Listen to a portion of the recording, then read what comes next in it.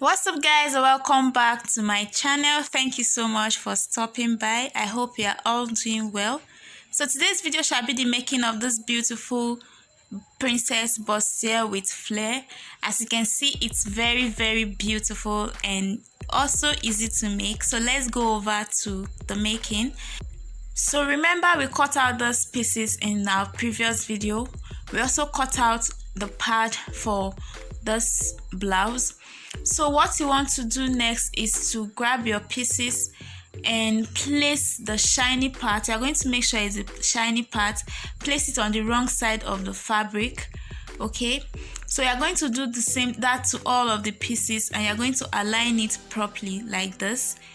Make sure it's properly aligning. So I'm also going to do that to the center piece. Place the wrong side of the fabric on the shiny part of the pad, and I'm going to iron it. So you're going to take your hot iron and place on the fabric part like this. Make sure you don't have any air bubbles, and you're going to spray water to make it stick more. So you iron it, make sure it's very straight and no air bubbles inside. So you're going to keep pressing until it sticks. Then you turn over to the other side and iron as well. So after ironing, this is what I have. You see, everything sticks and is very smooth, no air bubbles. That is what you should achieve with yours as well. So this is the center piece. I've already attached the part to it as well. So moving on to the flare part, I also used my hot iron to attach the flare to the gum stay. This is optional if you don't want your flare to stand out, but if you want your flare to stand out, I would recommend you use this gum stay. Stick it to the flare part. So after that, this is what I have. Make sure you don't have any air bubbles like I said. So I'm going to cut the center part out like this. So after cutting, this is what I have. As you can see, the flare is already standing on its own and is already very wavy. So we are going to move on to the stitching part. What you want to do is to turn the center piece and place the right sides facing each other like this. So you are going to place it just the way I did it, like this, right sides facing. Okay, and you place it like this. You place the side piece on the center piece, and you are going to start stitching. Don't forget to back stitch at the beginning of your seam. So when you get to the underbust line, you are going to back stitch to make that place firm, because your bust is going to put pressure on that place. So you back stitch to make it firm, and then you are going to lift the footer, leaving the needle inside, and then you turn your fabric and start stitching. So you're going to start stitching like that. So, and then you're going to pull the side piece to align with the center piece, just the way I'm doing it here. It's very easy. Just follow this method, these steps I'm showing. So after stitching, this is what I have for the other side. Okay, this is what I have. I'm just showing you the stitch from the inside. So I'm going to attach the other side piece. So you're going to place it right sides facing again, and then you're going to also stitch. Start your stitching from the lower part, not the armhole side. So I'm just stitching like this. So when I get to the underbust part, I back stitch and made the curve and started stitching normally. So like I said, you are going to pull. So that is just what I'm doing here.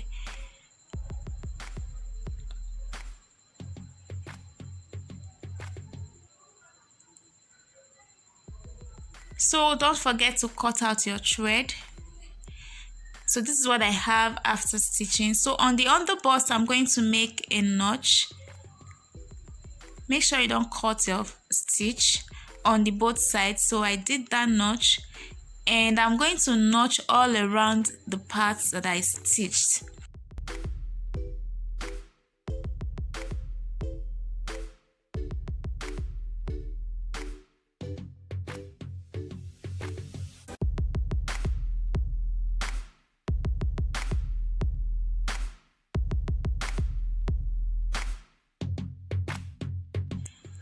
So after notching it, you're going to grab your bust pad remover. I don't have, so I'm using my throw pillow. So you sprinkle water and then you're going to iron.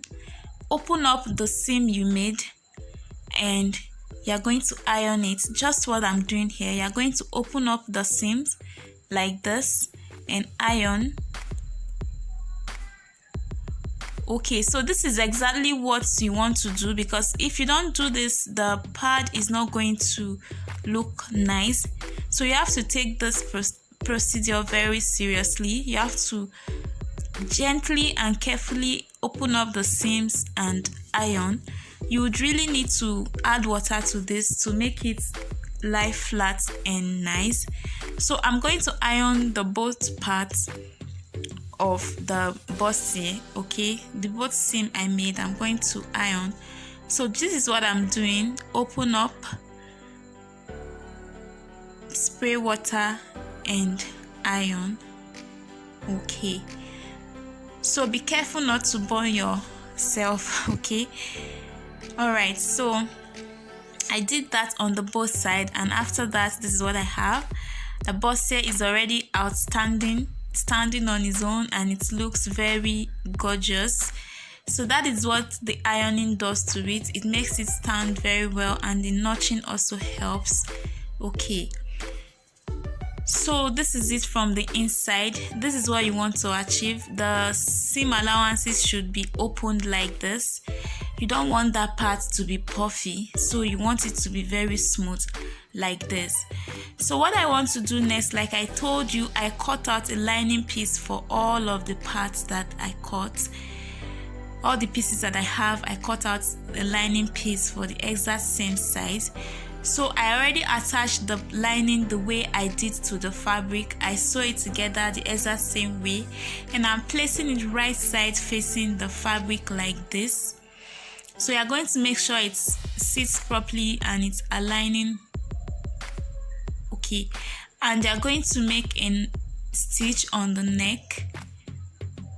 Okay, so to turn my neck, the neck of this dress, I mean top, I'm going to use a gum stay. I'm going to attach a gum stay to the neck so that when I turn it over and iron, it's going to stick to the fabric side. All right, so I'm just going to show you what I just explained. So this is my front panel. I put the lining on it like this, and I'm going to grab this gum stay, cut it and place on it like this. So I'm going to continue doing this. I would also cut another piece of the gum stay and attach it like this. So you have to cut the gum stay piece by piece so that it lies properly. If you attach it straight like that, when you iron it, it's going to squeeze and fold on the chest. You won't want that, so it's better you cut it like this and attach. So this is just what I'm doing on the neckline.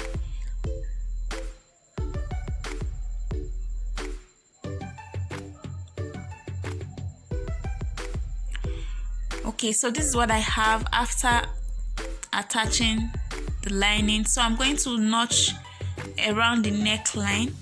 So notching is a very important step on sewing because it helps to make your curved areas lie very flat. So after that, I'm going to move the seam allowance towards the lining part, and I'm going to make a top stitch on the lining, not on your main fabric. Okay, so I'm just top stitching like this.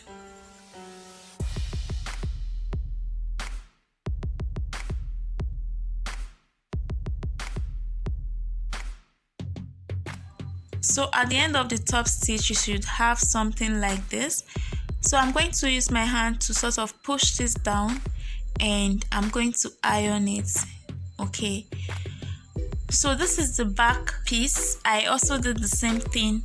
I used the lining to turn out the neck, and I stitched in the dart. I did the same for this other side. I turned out the neck. Look at how clean the neck is. This is what you want to achieve. and I also sew in the dots. Okay, so now I'm going to show you the flay. I also use the lining piece to turn this out.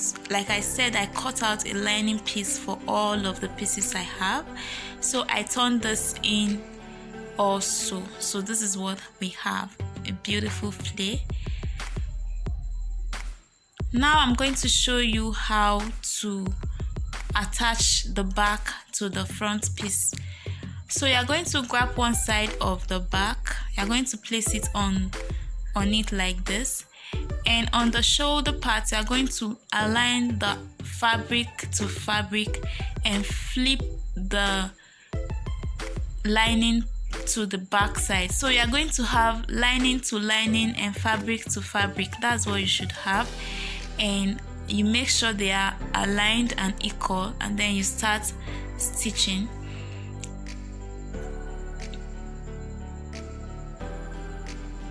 So I'm going to attach the other one, place it like this.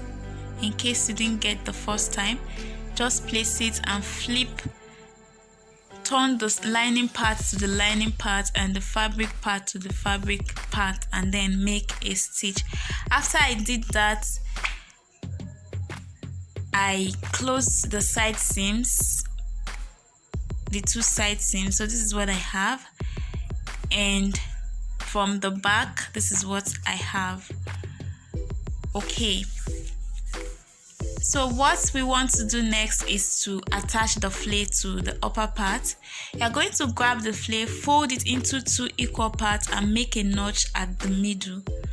All right, so for the top too, you would do the same thing, fold it into two and notch the middle.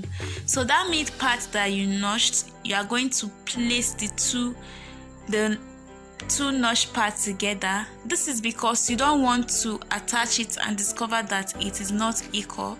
So as you can see, it's equal on this side and it's equal on this other side. So you have to notch the mid part to guide you when you are attaching this. So I'm going to take this to the sewing machine, and I'm going to, starting from that notched part, I'm going to make a stitch till I get to this, the end of the top, and I'm also going to make a stitch till I get to the other part. So it's very important that you notch the center of your fabric from the flay and the upper part of the dress. Okay, so after doing that, this is what I have. The blouse is finished. This is the finished look, and it's simply very amazing. So I would like you to try this. As you can see, the bustier is standing and the flay is perfect. So if you try this, tag me on social media. This is the simplest way to achieve a princess bustier. So from the back, this is what I have. Okay, it's simply beautiful, gorgeous, and amazing. So for the armhole, I folded it in and made a tiny stitch. I made sure that the stitch is tiny so that it looks very beautiful. So this is how I finished it. If this video has been helpful to you, kindly give it a thumbs up and leave me a comment. Thank you so much for watching this video. Until I see you in my next video, bye.